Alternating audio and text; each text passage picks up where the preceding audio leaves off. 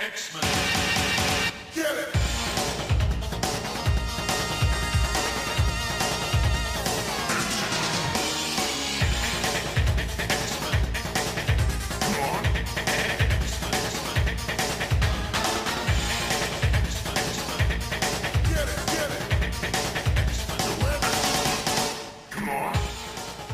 Hey everyone, and welcome to a very special episode of Battle of the Atom. This is the weekly podcast where I, Zach Jenkins, and my co-host, Adam Percival Reck, go through 3 X-Men stories, and we add them onto our ever-expanding list that covers all the X-Men stories in order, not by chronologically, not by like cover price. That'd be a weird way to order things. It would be recent stuff first. But by quality, what's the best and what's the absolute trash worst? Which is very important today. It's very important today. Adam, how are we? I'm unprepared for today. Like, I've read the stuff, but like emotionally, I don't know if I'm ready for this. Yeah, this is a rough thing. I was telling Adam that we're actually recording this back to back with last week's episode, and in between that, I lifted a bed a couple of times for reasons that aren't worth getting into because they're very benign on why I had to solo lift this large queen size bed with a very, very thick mattress on it. But I definitely screwed up my shoulder in between the 5 minutes we had of a break between recordings. And he tells me, oh no, that's good. You should be suffering while we talk about this story. Yeah, I feel like everybody is going to be suffering when we talk about this because it's bad. But I don't know. We should probably get into who requested this, right?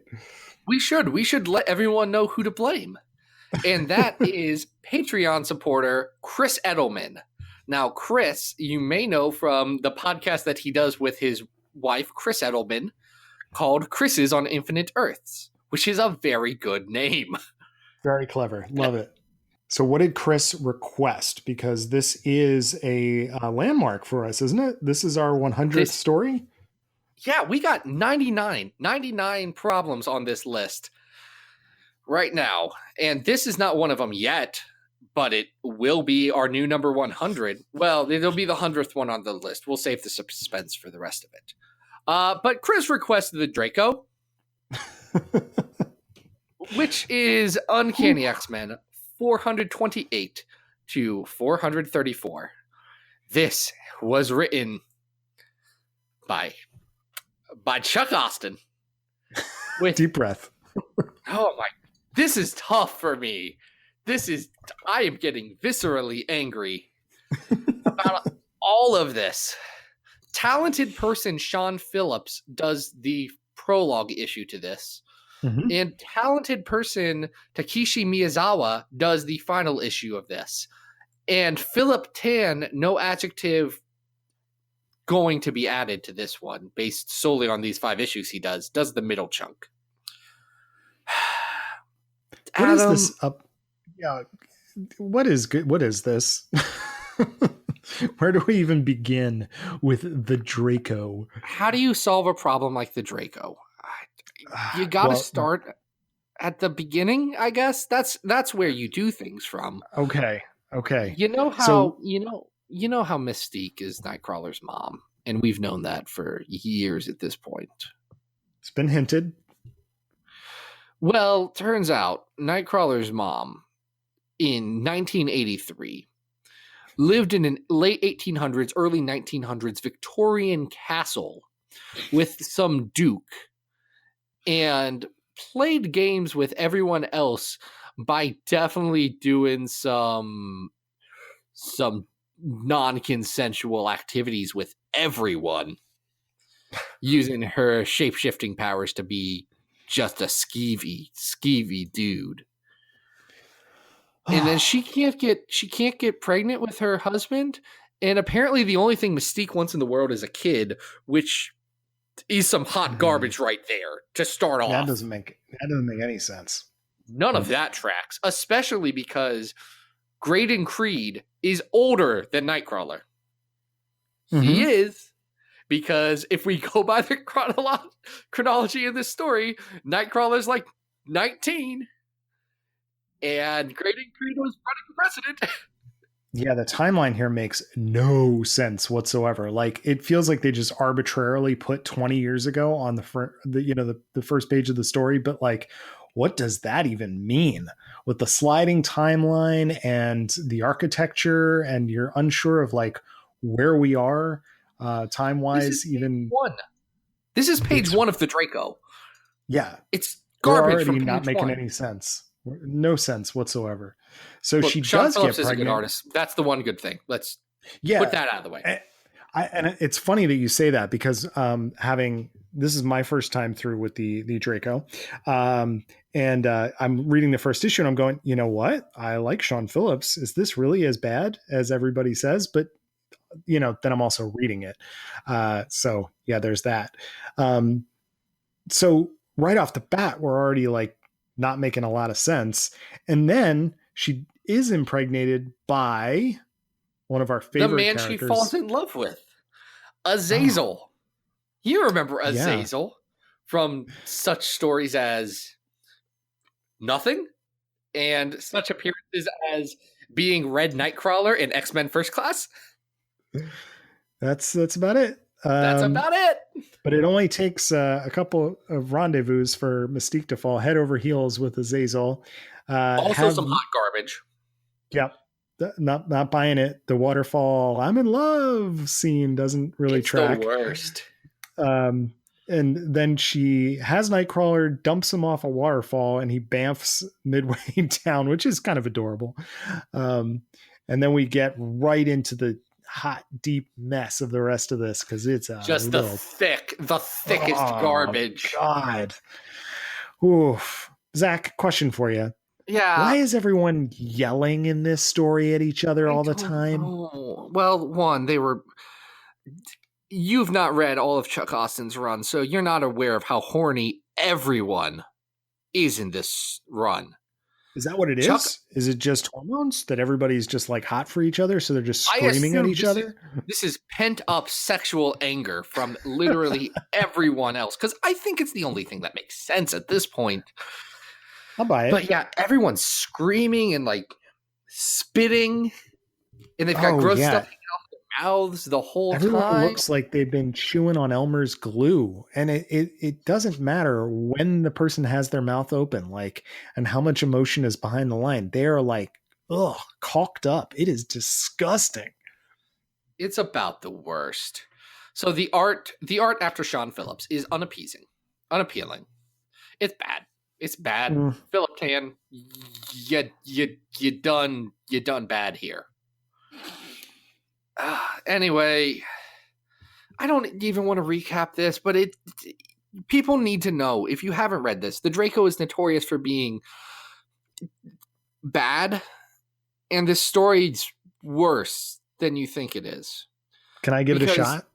I feel like I know what this is about. I want you to, because the words are not coming out of my mouth hole.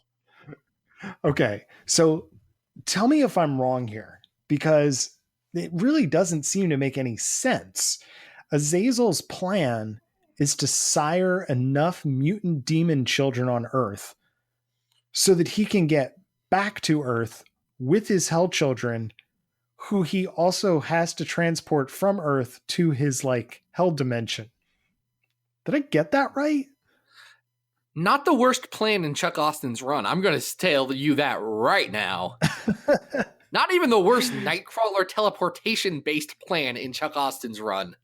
We will get to Holy War, which is also garbage. There's something worse than this? Chuck Austin's run starts at bad, and it goes to unknown depths. There are 3 particular stories, the Draco, Holy War, and She Lies with Angels, that are all legitimate contenders for the worst X-Men story of all time. They are all bottom shooters on this list. Yeah. The Draco has the notoriety of being 7 damn issues long. Mm-hmm.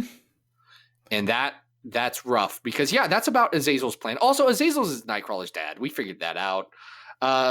And Iceman gets threatened to be turned into P-Man. Turned into Iceman, but made out of wee-wee. Yeah, by Havoc of all people. Yeah. And then there's subplots in this. There's subplots about Jubilee checking out Nightcrawler's junk, which is uncomfortable. That was not cool. Juggernaut is going to go kill an abusive father, and he's not going to let Alpha Flight stop him from murdering that guy. To be fair, Sammy's dad is a bad guy. And yes, if there's any good to be gleaned out of the Chuck Austin run, it's that Sammy in Juggernaut's relationship has its moments. It's endearing in a way that the rest of his run really isn't, if it's not particularly good. I'll tell you what's not endearing is awkward conversations between Juggernaut and Northstar, who has to fly him to the said child, an abusive father. So that's bad, and I think it's worse because it was 2003, and I can tell you what, I don't want to go and read a transcript of all the things I said when I was in 2003. Culturally, and the fact that I was 12 make it so that those were not great times. So it hasn't aged well, and it wasn't good to begin with there. And then we also get weird Polaris stuff, because this is right after her wedding got crashed by her, kind of. Yep. Yeah, it's bad, and she talks about how she had a mental breakdown after all the stuff on Genosha. And she also acts like a jerk to Nurse Anne, who Nurse Anne is bottom of the barrel in terms of X-Men characters. She's very bad. Her and her trash child Carter. Refuse in child form, him. Yeah. All of that. We didn't even get into the fact that Azazel is essentially claiming to be the inspiration for the biblical Satan, and that Angel is apparently an actual descendant of actual angels. Oh, are we ready for like that's intense? What? So let's be clear. Let's be clear on what this comic, these pieces of paper that have been stapled together and told to us that it is art, and is instead the poop emoji 20 pages over and over again. It's telling us that Nightcrawler is the son of Satan, which I have a legion of issues with. The main one being that he was chased down and hated by people because he looked like a demon, and he said the whole thing is, I'm actually a really human dude. Like, you dare call that thing human? Well, yeah, I do dare call that thing human because I'm human. That doesn't work if he's actually a Satan. Right. No, he's not human. He's a Satan. You have incredibly legitimate reasons to be afraid of a Satan. Can I tell you another reason that this really rings false for me? Yeah. Is that the Marvel Universe is littered with Satans. Like, it's Satan City. I think there actually is a Satan City. Yeah. Start with Mephisto and Blackheart, and then, if you get a chance, just go on Wikipedia and look it up. There's a whole page of demons, devils, hell lords, you name it, controlling some version of underworld in the Marvel Universe. Why would this random red Nightcrawler guy suddenly get to usurp all of them? Like, I find this story really baffling. There's a reference to quote unquote biblical times, and I'm like, yeah, I don't think you really understand what you're talking about when you're writing this. I honestly, I have a pitch of like a one issue, and frankly, it's maybe an 8-page pitch that fixes Azazel and the Draco. Ooh, I like this. And it's essentially Azazel lies about everything. He's a dirty liar about everything, and it's because, unlike Nightcrawler, who saw the inner hatred or the hatred that people had for his exterior and chose to make his interior shine even more. Azazel leaned into the fact that everyone thinks I'm evil. I'm just going to be as evil as possible. I'm going to be the most evil thing in the world.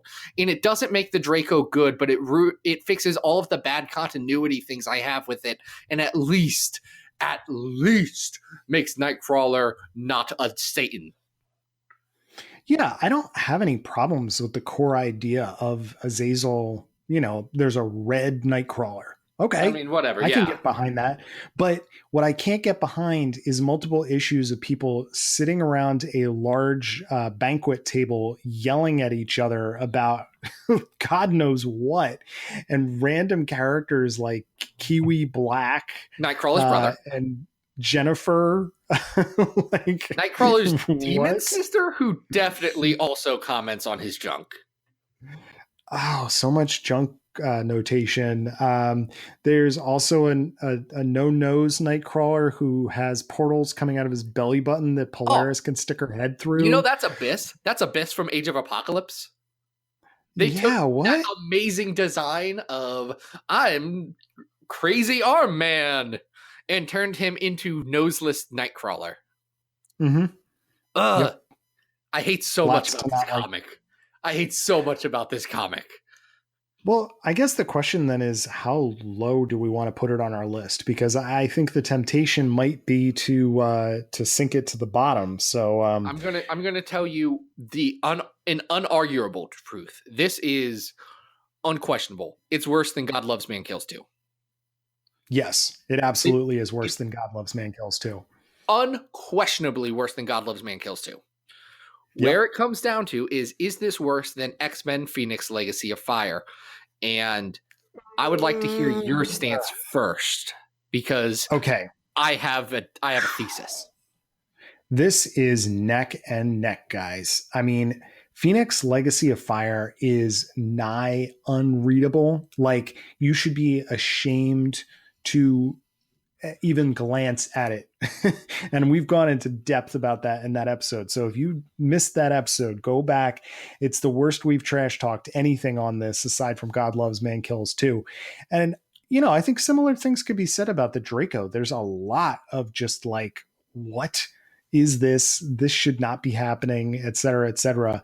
I think that Phoenix edges out being worse.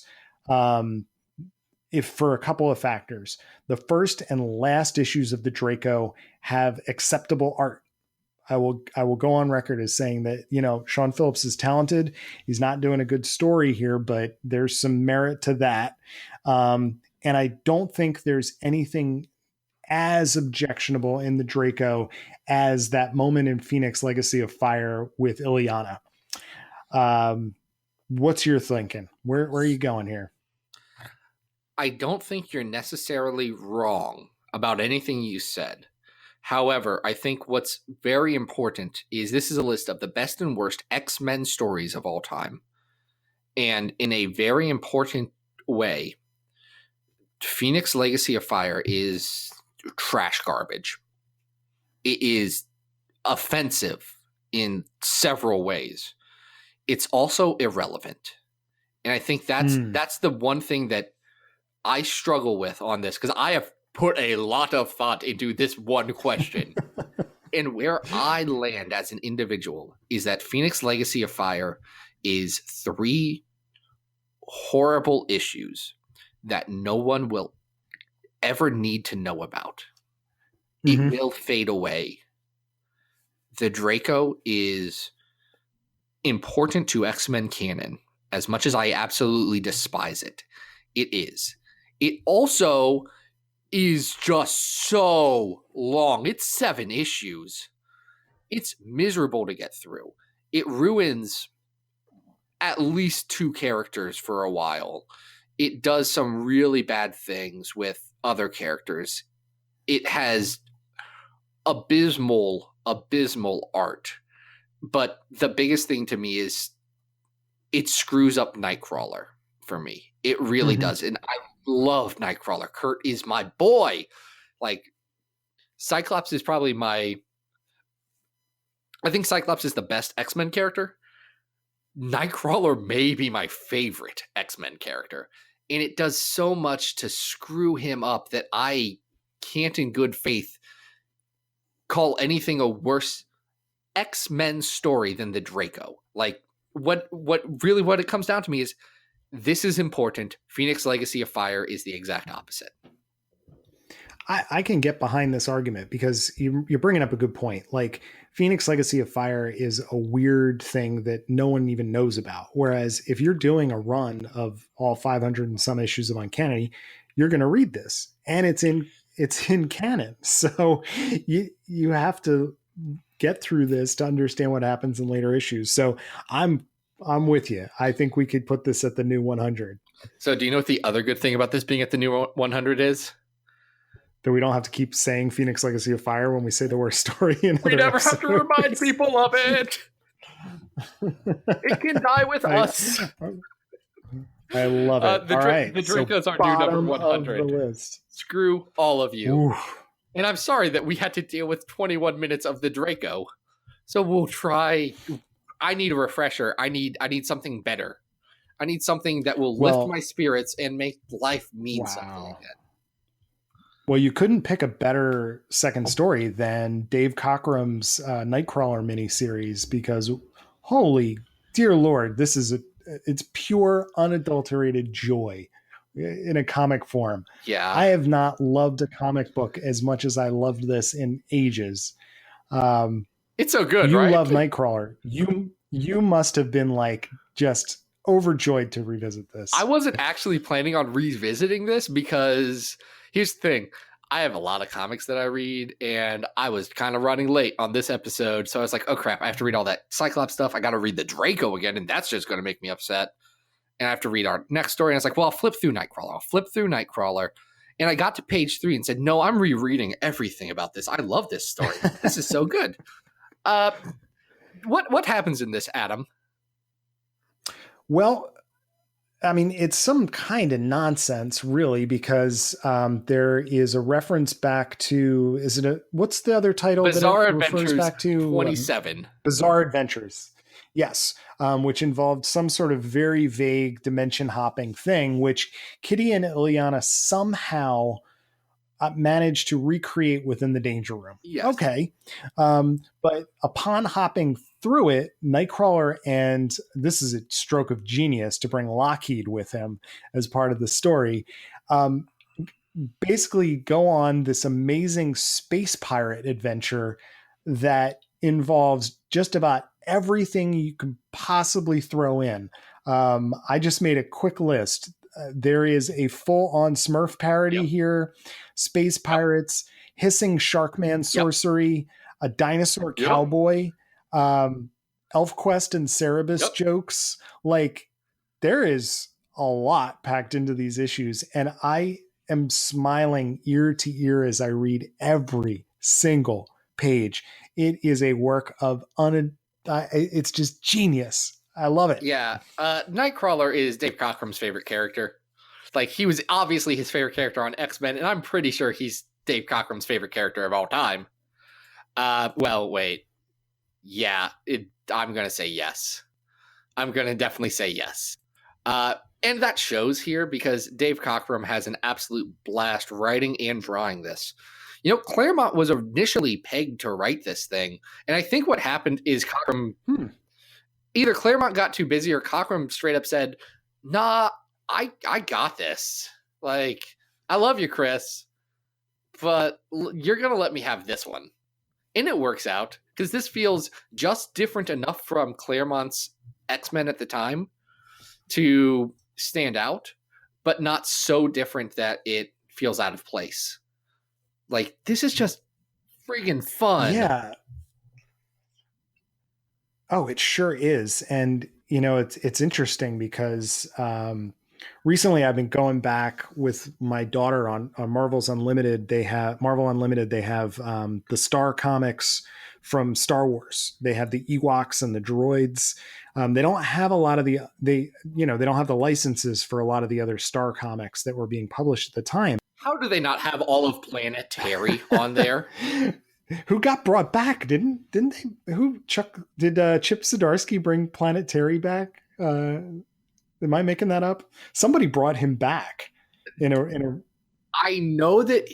Oh my gosh, you're absolutely right. I've got the Marvel Wikia open right now. I'm gonna figure this out as we go on. I know he was in the X Babies series, but so were a lot of the Star Comics guys. No, but it was like an adult version of Planetary. Like he had grown up. Yeah, I'm looking. Who? All right, we got to figure this out because I know I'm not making this up.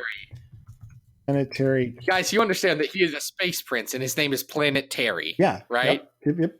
Yep. And I think was it Guardians of the Galaxy where he came back, or it was in Drax. It was in the Cullen Bunn and he's a wrestle boy. He's one of them wrestle boys who did this. Oh, what's his name? CM Punk. CM Punk, yes. Cullen Bunn and CM Punk brought Planetary back. Yeah. That's crazy. Anyway, my point is that, like at this point in the 80s, the Marvel imprint had this other element of all ages comics that I also, I remember it kind of fondly. And there's an element of that in this book. Like the idea that Nightcrawler is going and having these very fun, silly space pirate adventures that are, everything here is very all ages and silly and goofy, but it still really works with the character. I really like it. I don't know. It makes me want to go back and reread it over and over again. It keys in on what makes Nightcrawler such a fun, versatile character, is that he's able to pop in and out of these and have these swashbuckling adventures. Yeah. And we're not talking about the plot here, because not that the plot is thin necessarily. It's just the plot is an excuse to let Nightcrawler hang out with like the fairy tale characters from Kitty Pryde's fairy tale, or to save a princess, or to pretend to be a pirate until he realizes, oh wait, pirates were bad. I should fight pirates. Okay. Sword, swashbuckle. It's delightful. Yeah. And Cockrum's art, by the way, like Dave Cockrum's good at drawing comics, and he continues to be good at drawing comics in this comic. Well, and you can tell that he is just having an absolute blast making this book. Like just the visual inventiveness of, there are squid spaceships with boats hanging underneath them. Individual character designs here are just, they're silly, but they work. There's great costume design throughout the whole thing. And I don't know, it's very visually engaging. I like the way this is colored too. Like it just has a real bright, fun aspect to it throughout. Yeah, this is just good comics. This is fun Marvel comics that I really enjoy. Did you know his wife colored this? Oh no, I didn't catch that. Yeah. I didn't either until right now, because Patty Cockrum definitely colored this. So this is just fun comics by a fun team. Like this is just good fun comics. It's the anti-Draco. That's a good way to put it, because as we were harshing on the Draco for good reason, this is really like the anti-Draco, because this is exactly what you want Nightcrawler to be. You want him to be fun. You want him to be ebullient and running around and having these fun adventures, which he also gets to do in Excalibur to a certain extent, depending on who's on the book. But this is just, I can't recommend this highly enough. Like if you've never read this, track it down, read it. You will not regret it. It's so much fun. Yeah, it's on that app. Go get it. Can I tell you one last thing before we rank this? Because we do need to rank this. Do you know what I think is the most telling difference between this and the Draco? What's that?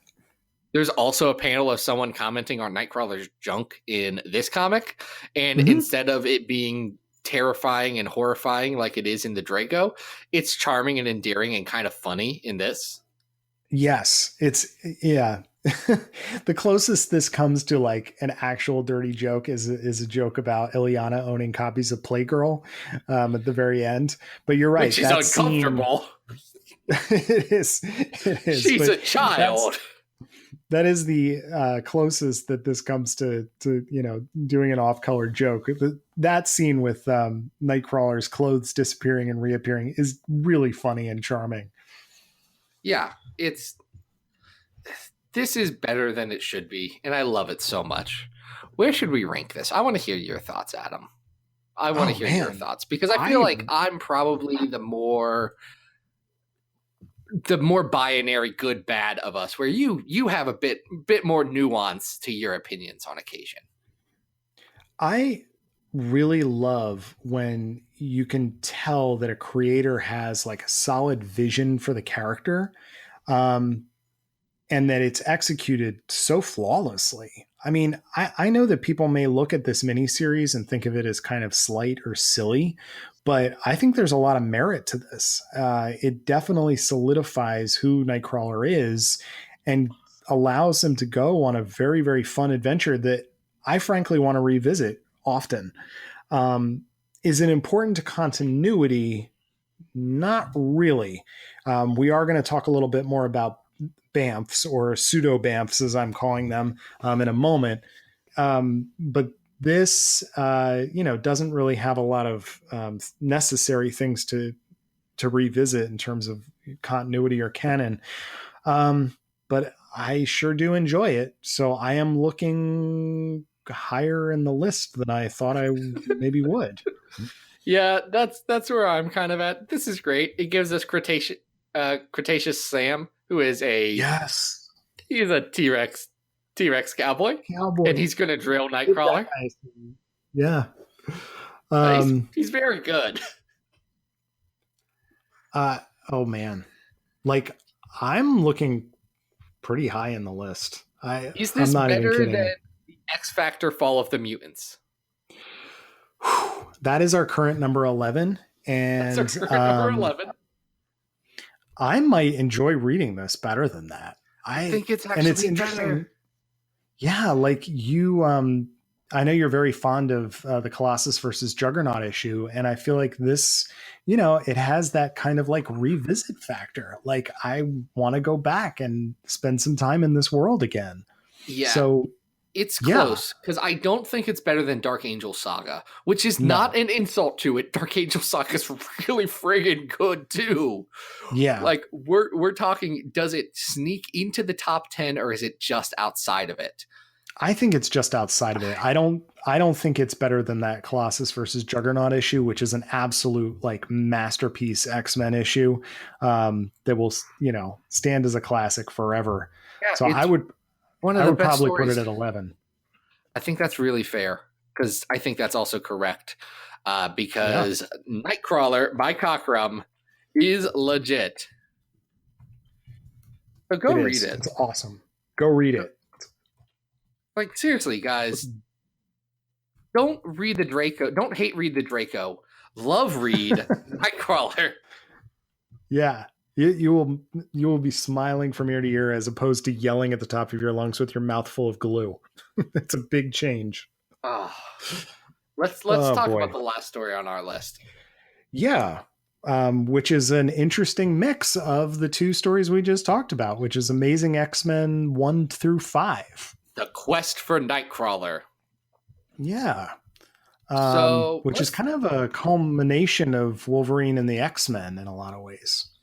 It is, but I think in a very different way, because this is what Aaron started right as he finished Wolverine and the X-Men. Mm-hmm. This was, I think, like the next week. So Nightcrawler died. He died from a really bad case of having an arm inside of him, which isn't healthy. Went to heaven, but didn't go in. Like, he just kind of hung out on the edges of heaven, kicking rocks, and saying, man, I kind of want to be like enjoying heaven, but also I really want to fight a pirate. Which is exactly what happens. We get to go on another pirate adventure here. Obviously very different than what we saw in the miniseries, though. Yes. Can we talk about who this bad pirate boy is? Yeah, because it's not the fun space pirates from the Nightcrawler mini. Our good friend from the Draco, Azazel, has returned. This is so hard for me because up until November of 2013, X-Men fans were content of saying, wow, the Draco happened. And we're going to put that in this box saying, do not open and never bring it up again. And we were okay with it. Fans retconned it. It didn't have to be real anymore. And then Jason Aaron said, but wait a minute. What if Azazel was his dad? And Azazel's completely different here. Azazel's generic red Nightcrawler, but a pirate. Mm-hmm. Yeah, this version's much better. I think even the motivation makes a little more sense. The idea that, Azazel is just kind of like pirating through heaven. Okay, I can get behind that. Yeah, he just wants to steal all the souls out of heaven in Purgatorio. I think Ed McGuinness is doing a fantastic job on the art here. It's really, really beautiful work. It's kind of cartoony, but the storytelling is pretty solid. And we get a kind of like a version of the Wolverine and the X-Men team searching through the afterlife for Nightcrawler here. That involves Firestar, Iceman, Storm, Beast, Northstar, I think, is also on this team, right? Yep.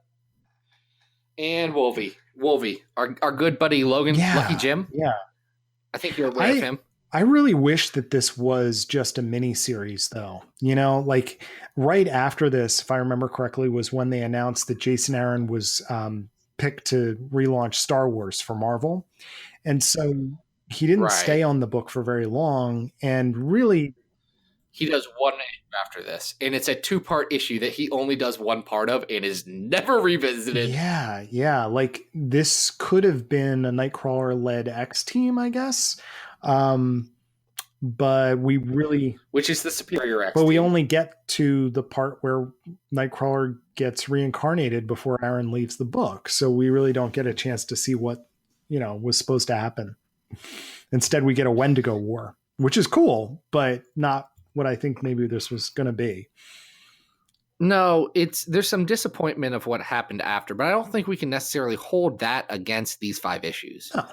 I will say of these 5 issues, I like so much of the team, but I don't feel like Northstar and Firestar fit on this team very well. Like they just don't have... Firestar does a bit better because she is the point of view character for so much of this. But Northstar in particular just kind of feels like he's there. Yeah. Yep.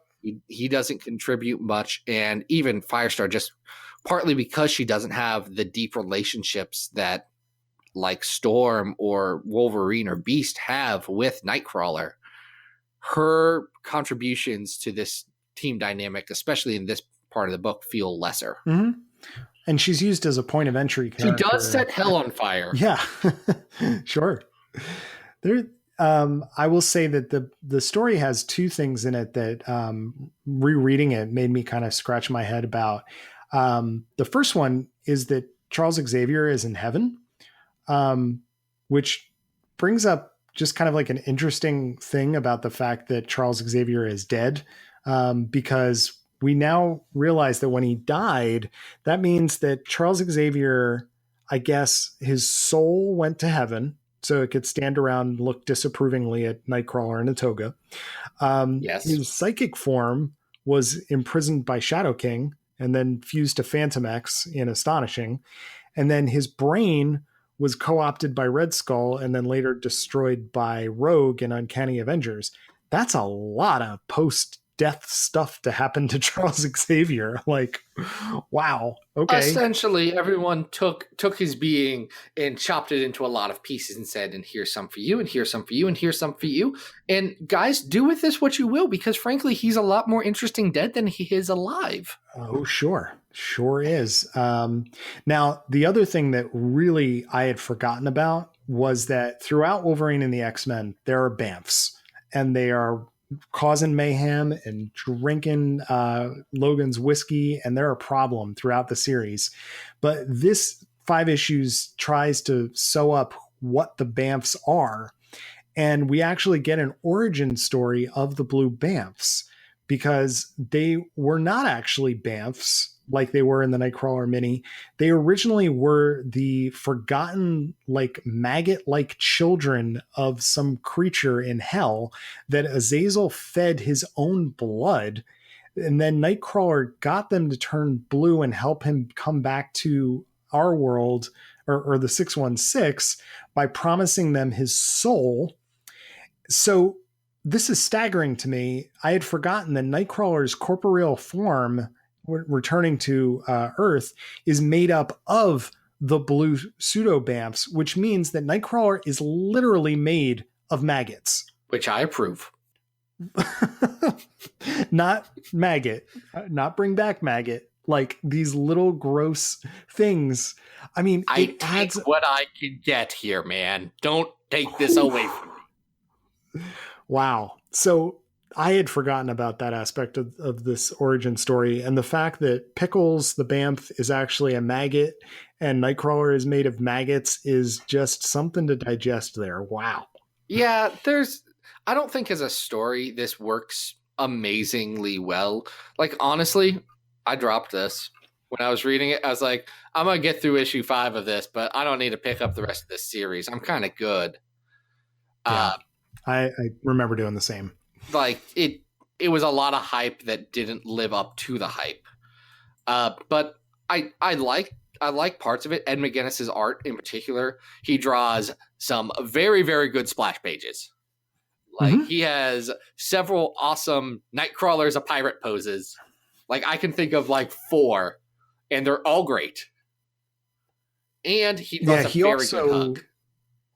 Yeah, absolutely. He also does some cool stuff with Nightcrawler bamfing around, like the teleportation things where he's like in a fight scene and teleporting around. He does a really good job with that. I like the way he does that. Yeah, throughout the 5 issues. Yeah, at this point, Aaron and McGuinness have relaunched the Avengers, and I mean, it comes out tomorrow as we're recording this, so I hope it's very good, and I hope at least McGuinness's art lives up to the high quality work he's doing here. Well, I have high hopes for that. I mean, Aaron has definitely, really come into his own with Thor over the last couple of years. So I'm anticipating that'll be pretty neat. Yeah. But we'll see. I don't know really that I need to revisit this though. So where would you rank it? This is good, but forgettable. It really is. That's exactly where this thing falls. And, last episode we talked about, let's say, the Acts of Vengeance story. Yeah. Of Uncanny X-Men. And I don't think this is as good as that. I think this has better individual moments, mostly hugs and Nightcrawler pinups. But as a story, I think Act of Vengeance is a good amount better. I think like the all-new Wolverine Annual, which is currently our number 50, is better. But I like this better than that. I personally like this better than that Wolverine and the X-Men story where Kitty Pryde gets pregnant with a bunch of brood. I think that's a good place to put it, because I still like Wolverine Snicked better than this, but putting it, in comparison to another Wolverine, another Jason Aaron story, I think this is better than that particular arc. I think that's a good place on the list for it. All right. Well, that puts it as our new number 56 on the list. Amazing X-Men 1 through 5, The Quest for Nightcrawler. Nice. Yeah, and that does it for this episode. This was a lot of everything. It's been an emotional roller coaster. Yeah, this was a lot of bad, a lot of good, and we've leveled out, I think, is an appropriate way to deal with it. So first and foremost, absolutely. Thank you, Chris. If you want to be like Chris and put us through literal hell, you can go to patreon.com/XavierFiles and support the show that way. At the $2 level, you can request a specific story, and we will look at that, and we will craft an entire episode around it, and it'll be very good. It'll be fun, or it'll be just odd. I'm not sure which, but it'll be something. All right. So that's a ton of fun. It supports everything that happens in the Xavier Files media empire, which is all hosted at XavierFiles.com. I do weekly articles about different X-Men. I got news. I got stuff and things. Go check it out. It's fun. I've put a lot of words on that site. Maybe check it out, you ungrateful people. Also, twitter.com/XavierFiles. Hit me up. Slide into my DMs. Adam, where can people find you online? Guys, you can always follow me on Twitter at Arthur Stacy, and we still have some new pages of Bish and Jubes coming out at adamrec.tumblr.com. Yeah. This is fun. So the good news is the Draco is now behind us, and it can never hurt us again. Thank goodness. Next week, we get kind of robotronic as we talk about some stories about some robots gone bad. So, or good, or in between. We'll see. Also, I'm pretty sure on one of those stories, someone is going to punch Nazis while wearing a starfish on his head. So look forward to that. Yes. Until then, this has been Battle of the Atom, and more than any other episode, we hope you survived the experience. Get it!